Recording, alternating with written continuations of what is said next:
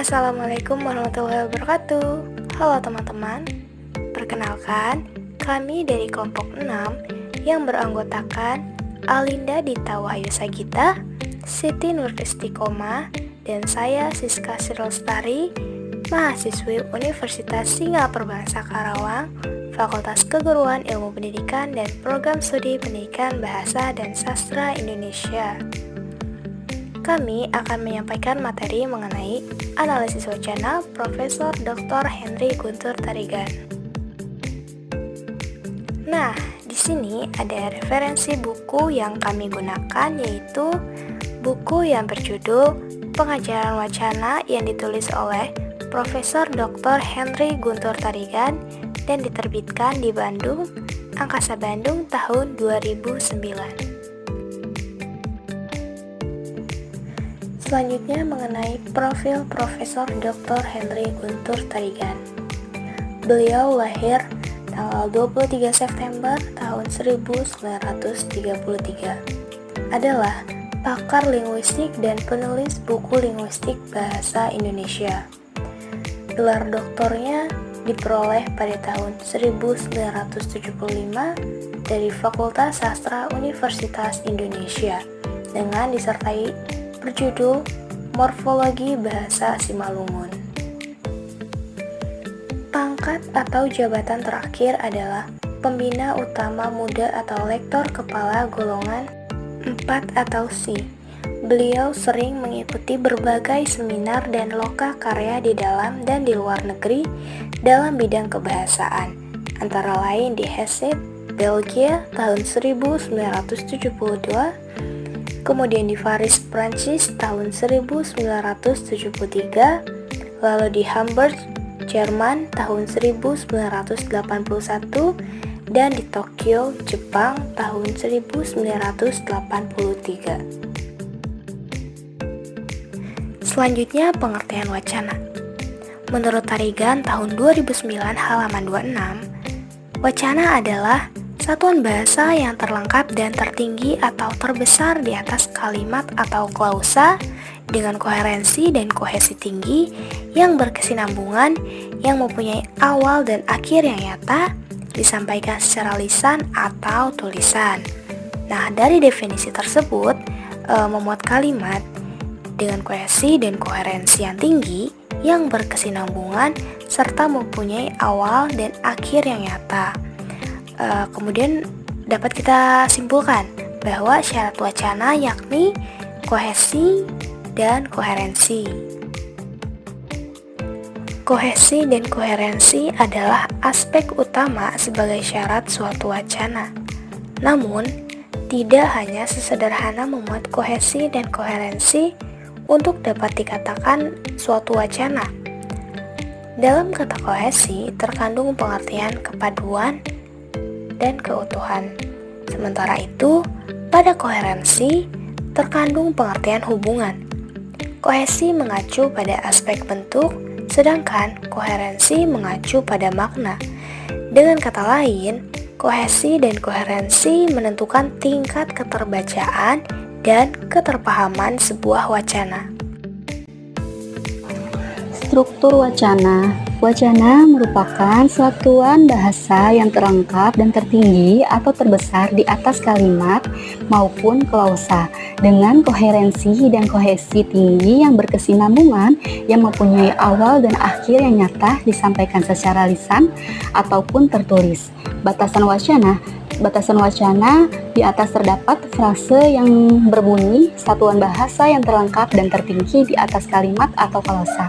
Bisa kita terima bahwa satuan bahasa secara linguistik mempunyai urutan dari yang terkecil sampai yang terbesar. Maka urutan tersebut adalah wacana, kalimat, klausa, frasa, kata, morfem, dan fonem.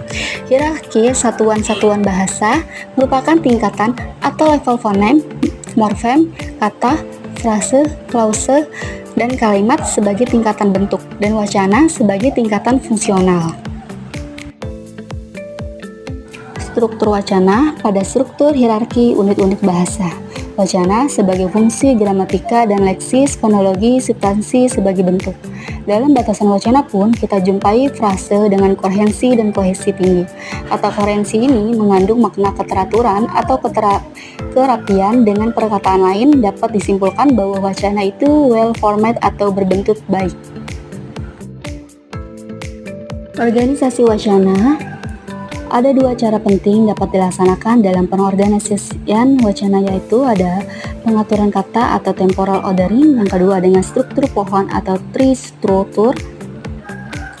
Kedua cara tersebut merupakan prinsip organisasi struktural wacana, sebuah bentuk organisasi yang terdapat atau tersedia pada isi wacana ialah kontras antara pernyataan kejadian yang diekspresikan oleh wacana dan kepercayaan yang dipegang oleh pembicara mengenai bagaimana caranya hal-hal yang menjema atau harus ada. Tipe dan ciri wacana. Menurut Eugenie Ahanida dalam Tarigan 2009 mengatakan bahwa setiap bahasa mempunyai beberapa tipe wacana yang berbeda, antara lain narasi, konversi, eksposisi, deklamasi, dan puisi. Tipe wacana ini merupakan hasil tradisi keagamaan yang sudah berlangsung sejak dulu, yang telah melestarikan sejumlah bentuk-bentuk arkais serta ekspresi-ekspresi yang usang. Tipe dan ciri wacana. Selain itu, 5 ciri khas wacana menurut Tarigan 2009 halaman 43. Yang pertama, urutan tipe kalimat dan klausa, terdiri dari wacana langsung dan wacana tidak langsung.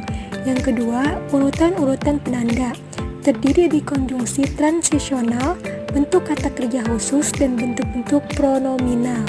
Yang ketiga, ciri-ciri kata, urutan kata dan klausa, terdiri dari urutan linguistik kata-kata dan urutan histori peristiwa. Yang keempat, ciri spesial urutan kalimat dan klausa, terdiri dari pendiri seorang pengarang dan posisi pencerita pembicara. Yang kelima, penyambung formal dan semantik, terdiri dari susunan paralel atau kiastik ciri-ciri urutan metrik atau ritme. Nah, teman-teman, selanjutnya mengenai jenis dan tujuan wacana.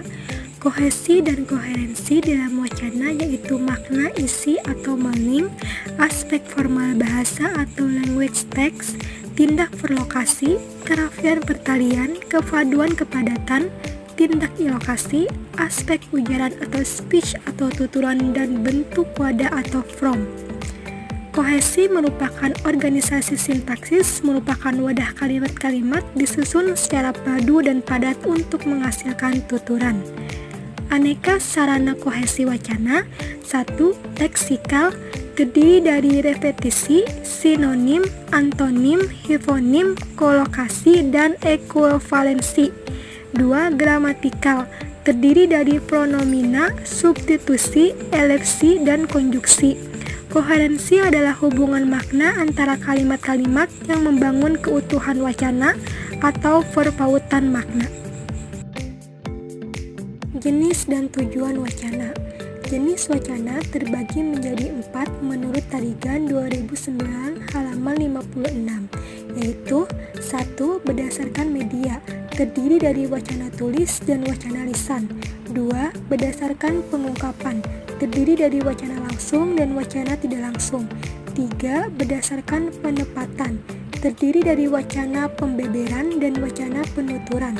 4. Berdasarkan bentuk, terdiri dari wacana prosa, wacana puisi, dan wacana drama. Menurut Tarigan 2009, tujuan wacana terbagi menjadi 2, yaitu 1. Memeriksa teks-teks, memudahkan memahami, memanfaatkan teks atau kelompok teks, dan yang kedua, berupaya menghasilkan teori wacana sebagai pegangan umum. Selanjutnya, kalimat dalam wacana. Analisis kalimat B menurut Tarigan 1986 halaman 158. 1. Konteks jawaban yang diberikan yaitu posisi dalam percakapan. 2. Salam, panggilan, seruan yaitu situasi atau memulai percakapan. 3. Pertanyaan, permohonan, pernyataan yaitu urutan atau menyambung percakapan, pembicaraan tak berganti. adegan jawaban atau menyambung percakapan pembicaraan tak berganti. Mengenai mikrostruktur yang mencakup teks dan kalimat, maka ada 3 istilah yang diperlukan dalam analisis selanjutnya, yaitu 1. Segmentasi kalimat. Segmentasi kalimat suatu wacana. Jenis kalimat dibedakan menjadi 2, yaitu kalimat ortografis dan kalimat gramatikal. 2. Leksikalisasi. Tahap analisis berikutnya dalam bidang mikrostruktur adalah leksikalisasi.